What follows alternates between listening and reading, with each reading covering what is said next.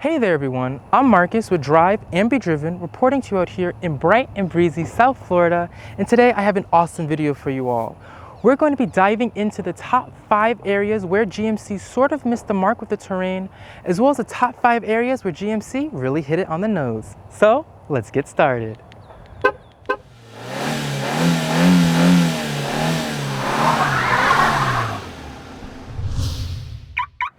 Now I do have a handful of content covering the newly refreshed second generation Terrain, so if you are interested in knowing more information about this vehicle, don't hesitate to click in the description box below. Also, I would truly appreciate it if you could please subscribe to the Drive and Be Driven YouTube channel, as well as leave this video with a thumbs up.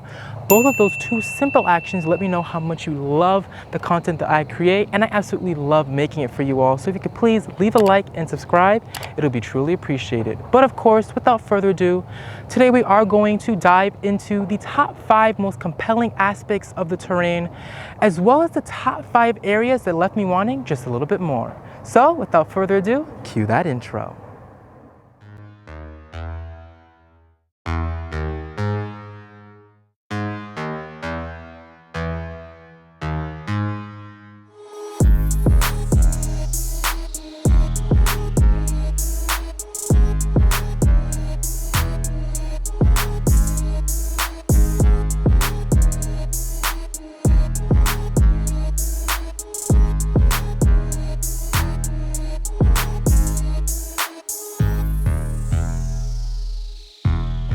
All right, so now let's start off with where GMC sort of missed the mark.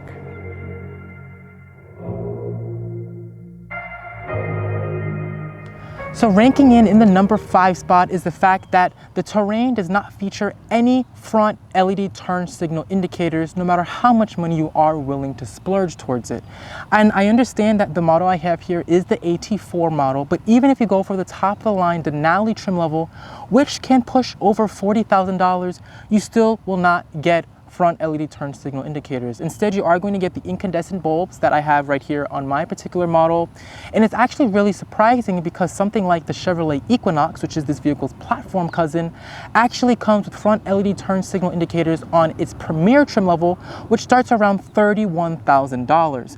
So that is definitely something I would like to see GMC rectify in the future in order to make this front fascia ever so slightly more attractive to consumers in this segment. And honestly, I would really love to see them make this entire C shape an LED turn signal indicator. I think that would look absolutely spectacular and honestly would help match the overall design language of this vehicle, since the rear end does use the C shape of the taillight as its turn signal indicator in LED fashion. So coming in the number 4 spot is the fact that the GMC Terrain's interior has a somewhat dated feel to it, and honestly kind of feels a little bit like yesterday inside of here. Not particularly futuristic in any way, shape, or form. And I can't really put my finger on what exactly it is that makes this vehicle have more of that dated feel to it, but I feel like it's more so just a conglomeration of different aspects that make this interior just feel a little bit dated in a way. For example, the overall switchgear inside of here kind of reminds me of early 2010s GM.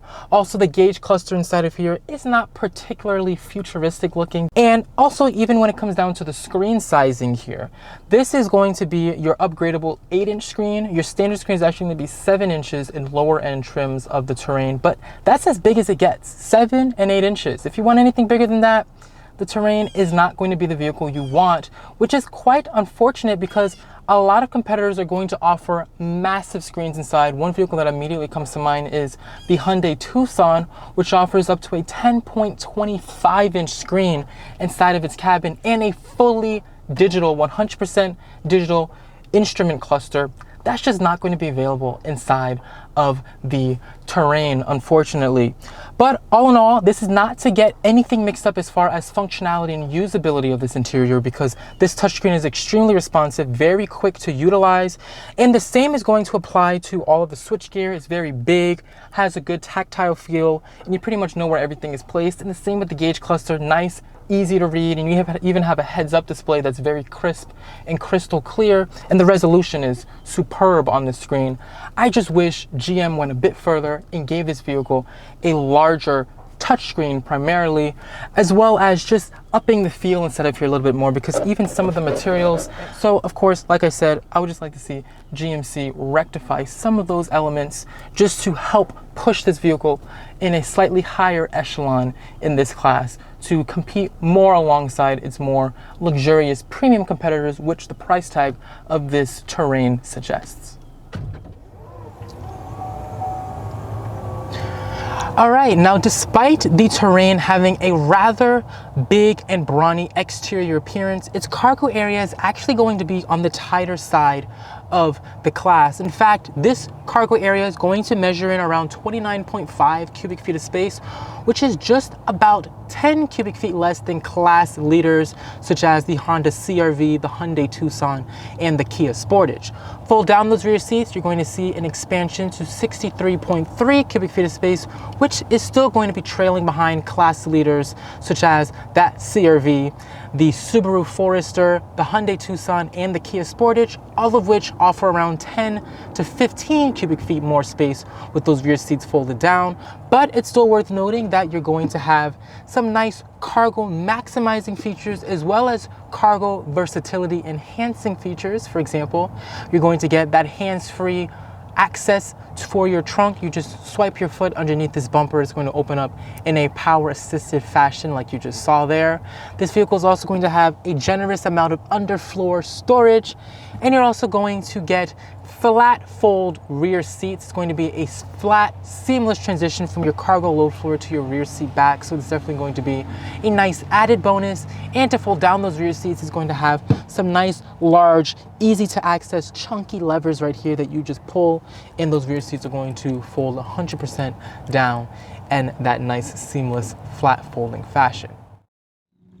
All right, so the next aspect that I would like to see GMC rectify in the future is making the AT4 trim level of the Terrain more off-road capable and towing friendly. If you are unfamiliar with what the AT4 trim level is, it's essentially the more rugged off-road variant of the Terrain, and GMC actually offers this AT4 trim level all across its lineup of vehicles. And along with this AT4 badging, you're also going to get an front skid plate as well as these exclusive beefier off-road tires and an off-road selector inside of your interior that is going to allow for you to select different types of off-road all-wheel drive enhancing drive modes to make the Terrain a little bit better when it is conquering the off the beaten path or off the paved terrain. But as far as the overall ground clearance of this vehicle goes, you are going to be looking at 7.9 inches, which is not going to be best in class. It's actually going to be notably less ground clearance than something like your Jeep Cherokee Trailhawk, your RAV4 TRD, and even your Subaru Forester Wilderness. All those vehicles are going to have notably more ground clearance. And another gripe that I have about this vehicle is the fact that the overall towing capacity is actually not too much at all. It's actually decreased versus the pre-refresh model. And that's because now GMC dropped that more powerful 2-liter turbocharged engine in replacement of a 1.5-liter turbocharged engine. As a result, instead of this vehicle being able to get up to 3,500 pounds of towing capacity like previously, now it can only get 1,500 pounds of maximum towing capacity, which is going to be notably less than the RAV4 TRD, as well as that Trailhawk of the Cherokee, and even the Wilderness version of the Forester. And I definitely would like to see GMC rectify this in the future, since this vehicle is going to be comparably priced to those other more off-road capable vehicles, but not necessarily as capable as those vehicles. So hopefully GMC will rectify that in the future, and that is why it is going to rank in the number 2 spot on my miss list. All right, so the next aspect that I would like to see GMC approve upon is offering more engine options. For 2022, there's only going to be one engine option available all the way across the entire Terrain lineup, whether you get your base model or your top of the line Denali trim level. That is going to be the engine that's right in here. It's going to be a 1.5-liter turbocharged engine paired to a 9-speed automatic transmission. And if you go for your AT4 trim levels or your Denali trim levels, they're only going to be available in all-wheel drive, but it is going to come with a drive mode selector, so you can select front-wheel drive if you want. But the only downside to that is the fact that you are going to be lugging around that entire all-wheel drive system in componentry, even if you're not using the all-wheel drive system. So it is going to make the GMC Terrain notably heavier. Therefore, it is going to impact its fuel economy versus some of its other competitors that offer front-wheel drive on their top-of-the-line models, unlike the Terrain, which is only going to offer all-wheel drive on its top-of-the-line models. Also, like I mentioned before, the fuel economy is not necessarily that bad. It is going to be quite competitive. I was able to get 28 miles per gallon on the highway in the four-wheel drive mode, popped it into two-wheel drive, did the exact same route, and I was able to get an increase of 2 miles per gallon. So I was able to get 30 miles per gallon in that. That is a little bit better than the EPA's rating of 28 miles per gallon on the highway. So all in all, fuel economy is pretty decent, but it would have been nice if GMC did offer the option of either front-wheel drive or all-wheel drive to help bring down the weight and just make this vehicle a little bit more efficient. And of course, like I said, having more engine options would be a huge benefit, especially since GMC did offer more engines inside of this vehicle. I know for a fact they had a 2-liter turbocharged engine previously, but they axed that for 2022 as of now. So all you have is this 1.5-liter turbocharged engine. And also there's not going to be any types of hybrids, plug-in hybrids, V6 engines, none of that inside of this vehicle. It's the 1.5-liter turbo, and that's it. So I would like to see GMC hopefully add more engine options in the future, as well as possibly even an electric or a hybrid mode as well. All right, now at this point in the video, I would truly appreciate it if you could please subscribe, as well as leave this video with a thumbs up. Also, comment down below letting me know if you agree with my dislikes so far. But of course, without further ado, let's go ahead and move on and switch pace to hit on the top 5 areas where GMC really hit it on the nose.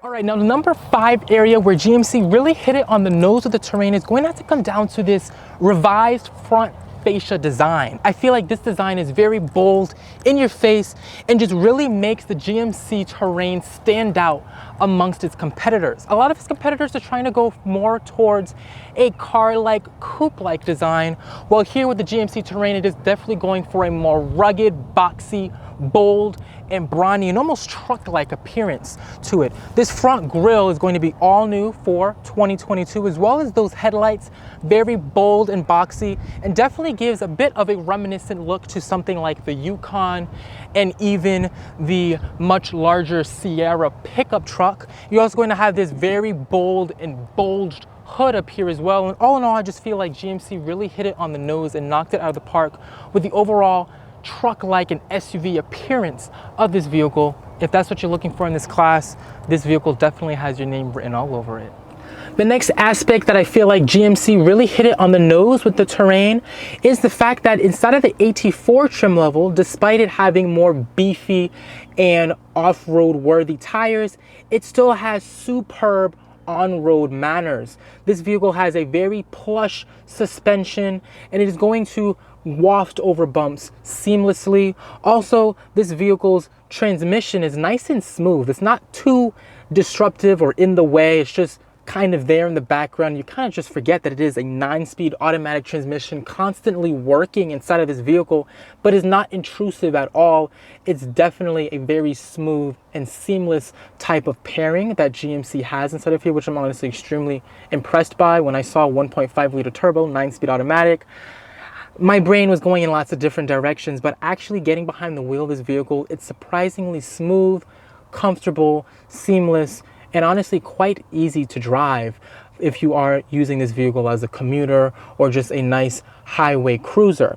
Also, another aspect that I really like about this vehicle is the fact that it's actually reasonably quiet in here as well. Like I said, despite it having those beefier tires, I was expecting to have quite a bit of road noise echoing throughout this cabin, but road noise is actually not even that large of an issue at all inside of this vehicle. Honestly, it's barely even noticeable because GMC does a wonderful job of sound deadening this entire cabin to make it quite quiet in respect to the rest of these competitors. Now, of course, it's not going to be as quiet as a true luxury vehicle, but if you are stacking this up against a lot of its other competitors, especially the more dated versions in this class, the GMC Terrain is definitely going to be a vehicle you want to put on your list if you're looking for a plush ride, nice on-road dynamics, smooth transmission, and an overall relatively quiet cabin.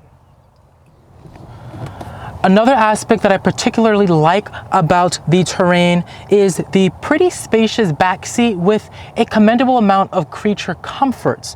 For example, I am about 6 feet tall and I'm sitting here behind myself, and you can see there's just tons of space inside of this back seat, and it's really helped maximized even more with this beautiful panoramic sunroof inside of this vehicle. It's definitely helps this vehicle have a lot more of an open and airy feel inside. Also, these seats are reclinable, so you can sit in a more upright position or a more relaxed, folded, more rearward position there. As well, you're gonna have your rear AC vents, and you're also going to have, of course, your center armrest here as well with 2 cup holders. All in all, it's a nicely appointed back seat. And another aspect that I particularly really like is you're gonna have a nice flat floor here, so your center passenger does not have to fight with your outboard passengers. And this is really impressive because this vehicle is all-wheel drive. And a lot of all-wheel drive vehicles tend to have a large center tunnel here to allow for all of that componentry to run to those rear wheels. But here it's 100% flat floor, so it's easy to shift sides inside of this vehicle. And not only is it easy to shift sides, but like I said, someone could sit in this center seat with no problem whatsoever and sit alongside other people. So this vehicle is a true 5-seater. So that's definitely a nice added bonus. And all in all, I feel like this vehicle is perfect for small families. If you are even a family up to 5, I wouldn't even feel bad for the person sitting in the center seat, which I cannot say the same